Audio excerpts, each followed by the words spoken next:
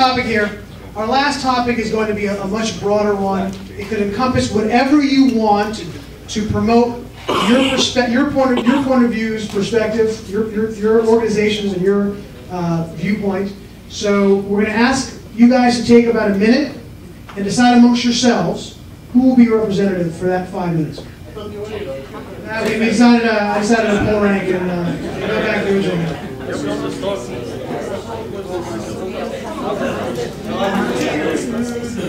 1 minute.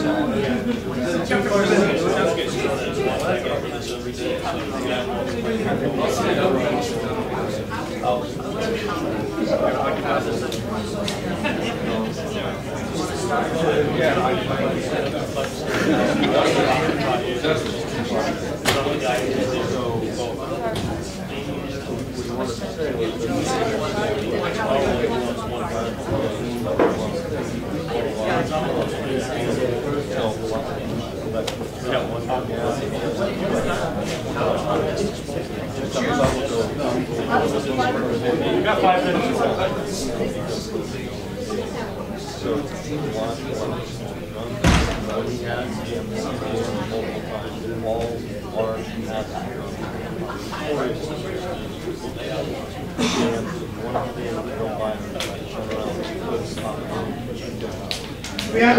Harrison, are you the on the Tea Party side? Okay. Now, by the way, you guys should feel if there's a point not being made, you can whisper in his ear as the other person is talking. If there's a significant point you think is being missed, but the only people who will have access to the mic are these two gentlemen right here. So you can hold the mic forever. No. Although I like your thinking, it's creative. All right. So again, the question will be, or the broad topic is, why is your perspective the correct one? And you can discuss capitalism, socialism, whatever you guys want to bring into the topic is free to be brought in. Voter ID, we didn't talk about that? Okay. I'm not going to answer that question. I don't have certainty that our solutions are the best one, but I think the way I want to summarize and end this up, the big differences and the big contrasts between these two movements, and as many of you pointed out, I think it does fall down to a difference between individualism and collectivism.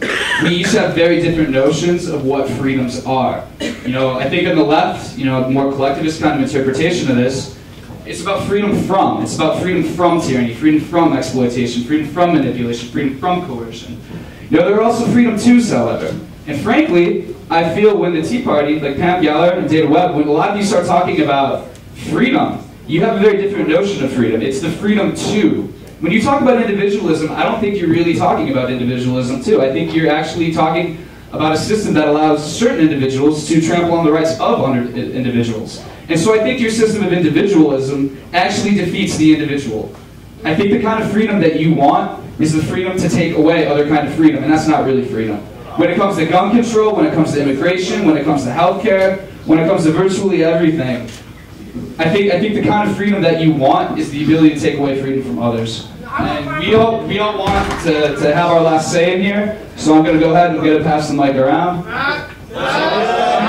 You're occupying the microphone. You want to go? No, I'll let you go in a second. I just want to answer your question, the difference between the two. We don't have a defined narrative that everyone has to follow in the Tea Party. It's an inclusive movement. It's not a movement that said, unlike what Pelosi said when she said it was AstroTurf, it wasn't a movement of people who cooked up something. It was Americans who hit a seminal moment on February 19, 2009, and then turned around and said, something's broken in our system. So rather than telling you we have all the answers, what we're involved in is finding the correct answers. Go ahead. Well, actually, that's exactly what Occupy is trying to do too. So that's why we invited the Tea Party to all this stuff. That's why Ron Paul people showed up to all of our stuff, including the national gathering. Okay. And you know, I would actually like to hear what the audience has to say. I think we should spend some time giving the audience time to talk, because Occupy is not about a bunch of people sitting on a stage telling an audience what to think. Okay? Can I take 1 minute? I'm going to pass the mic, because I think if we're going to recognize the two movements, we have to be honest about where they started. we have to be blunt about this. Adbusters was funded by Soros 7.5 years ago. One of the other originators of this movement is PSL Webb. Go to pslweb.org. I'm the one who went into Zuccotti Park for hours, then went down there and broadcast from there and gave them a mic, because I do believe in the First Amendment. Unfortunately, at that point, it had already been separated. You have 3 levels in Occupy. You have the people that, some of you, have genuine concerns and you don't have the agenda. Then you have the professionals below that, who are the people that are the organizers of the organizations like PSL, the different interest groups, SEIU, LUNA 108, and all the others involved. The same people who took your money, put $700,000 in an amalgamated bank, and you don't have it anymore. As of March this year, you had $36,000 left in that account, and nobody can account for it. The other thing to realize is that beneath this are the real professionals. The real professionals are the European anti-capitalist movement types that are running this, and that's why Adbusters is the genesis. That was designed to bring it here, to change the narrative from what the Tea Party had done by bringing it back to limited, effective, efficient, and constitutional government, and it turned it into class warfare. See it for what it is. It is the institutional left. Obama graced them, Pelosi graced them, Reid graced them, Sheila Jackson Lee, the Congressional Black Caucus, which I call the corrupt Black Caucus, and all the others who funded a movement that while there were people who have genuine concerns, the underlying tone of this and the reality is it is an anti-capitalist European movement. You know what, I want to ask a question of what happened to the Tea Party, because the Tea Party that I remember was the anti-bailout party. It was the end the war party. It wasn't the Coke party. It wasn't the Dick Army party. It was a party of people who were genuinely angry, just like those of us who went down to Occupy Wall Street, about the crony capitalism that exists in this country. So I'm glad that this issue is finally coming up, because let's talk about it. I'm going to answer your question. I'm going to answer your question. What has the Tea Party done that Occupy hasn't? The Tea Party went out and worked locally to get people elected to office so that you could pressure it from the outside and you could work with the people at the inside and have a seat at the table. The difference, name me one person you actually put in office. George Martinez ran for office in New York State against the glass. He did not win because of Occupy Wall Street. You ought to look at the voting numbers. This is a false dichotomy. What I want to bring it back to is the intention, the original intention, because you took it to the start. You mentioned Adbusters. The fact of the matter is that the idea of Occupy Wall Street didn't just originate with Adbusters. This is an anger that has been building up. It built up in 2008. They took advantage of that anger, which is why I said there were 3 levels. There are guys like Ed, who I think Ed has some ideas. It's where you take the level of knowledge and how you apply it and the solutions you look for. Adbusters, however, started by recruiting in community colleges in New Jersey. Why? I have the videos. 2 minutes. It's part of what we've been doing. And they started in June before you got to Zuccotti Park. And by the way, to the earlier point about occupying public space, I happen to know Al Zuccotti, and it's owned by Brookfield Properties, not public space. That's part of the problem. I want to pass it off, but in just a minute, the last thing I want to say is this, and this was discussed earlier before the debate began. It's that it is so true that grassroots movements are manipulated by elites. It's absolutely true. We saw it in the origins of the Tea Party, and we saw it in the origins of Occupy Wall Street. In every moment we resisted that, and we kept our autonomy. And that $800,000 that sat in an amalgamated bank, that went to feed hungry people in Zuccotti Park. That went to pay for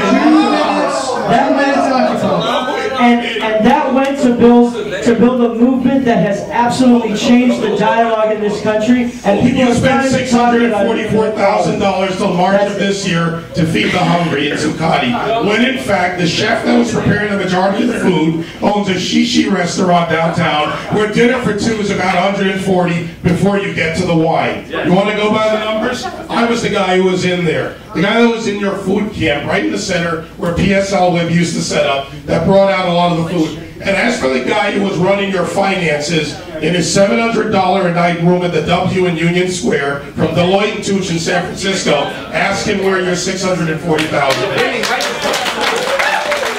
We're going to continue talking about the issue. Let me just say, not everybody is all concerned about all of the fiscal issues. I got into the Glen Beck 912 project because I was concerned about our country and where we were 1 minute, Tea Party. losing our foundation as a country. And that's one of the reasons why I got into the 912 project. So I'm more for praying for our country, turning our country around, and making the best of our country. And that's what I'm about.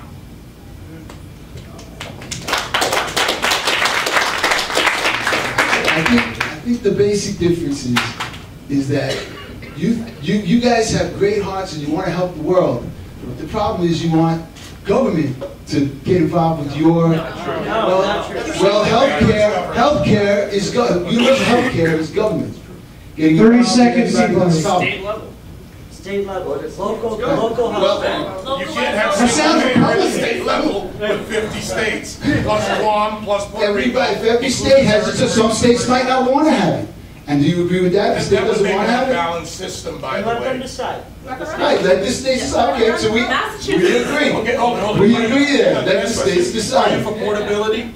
Portability of health You're care. for portability? How does portability work across 50 states and the territories?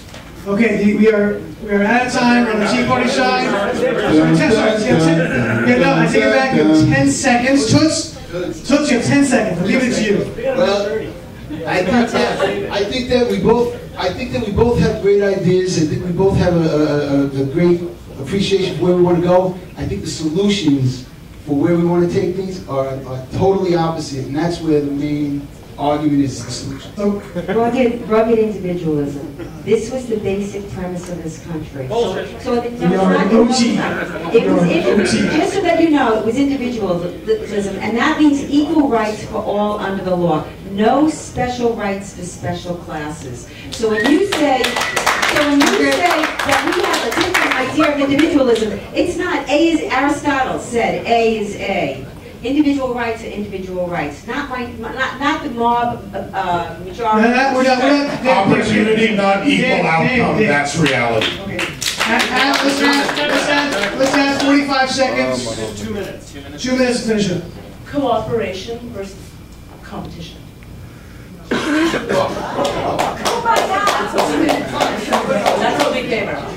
We think expires good. Cooperation versus competition. And that's not individualism, that's collectivism. Community. It's not collective. All right, so Pam, I have to thank you for what you just said in terms of the land of opportunity, in terms of your vision, and in terms of rugged individualism. I think it's beautiful. It's awesome. It's what our country was founded on. Unfortunately, it's not a reality right now. If you look at the statistics, and you look at the fact that there's over 1,700 Black and Latino men that are stopped and frisked every day. Their Bill of Rights, over 1,700 every single day in New York City, right? 1 minute. So you look at that. That is a total complete infringement on people's ability to maintain a job. You're stopped and frisked. You're taken down to the precinct. You lose your job because you are late for work. So yes, not necessarily taken down. Patrol died. Nobody stopped pages on. David. I'm not Jim Lair. Do not walk over me. And I think you all have gotten to know me a little bit. And I was stopped and frisked when I was 21 years old, getting a master's degree in education and teaching in the South Bronx. 30 seconds. I walked out of my building. So if you look at the way in which our land of opportunity and the pursuit of happiness is then curtailed by our government and the policies that they're making right now, that's not the vision that we as occupiers want to have. We want to actually be able to sit there and say, you know what? You're born, you're going to get some health care, because once you're healthy, you can then receive the top-notch education, and then you will actually get a job that actually pays you a living wage. 10 seconds. 10 seconds. You pay for it. Excuse me? Not everybody wants an education, and not everybody wants a job. You can respond. You have 10 more seconds to respond. 10 seconds to respond. Yeah. As a teacher to hear that, as a teacher to just witness and hear that, it really depresses me. Okay. And I do believe that. Now we're going out of time. Oh. And now we're going to add one more wrinkle to this. I think we're having a good time. Yes? Are you enjoying this? Okay. This wasn't about a class war. We are going about our country having a it was not about class warfare. It's about us caring. Here's what we're going to do. Here's what we're going to do. We're going to go a little bit into OT, and what we're going to do, we're going to take some questions from the audience. We're going to take 5 questions for each side, and everybody has 1 minute. You'll have 1 minute for each question. So you guys have to be concise. I don't know if you got it. If one person wants to answer, you want to split the time up, it's up to you. But we're going to take 5 questions. So please, we have 10 people come up. 5 people have questions for Occupy. Walk up to the mic. First 5 who walk up there, and 5 people who have questions for Tea Party.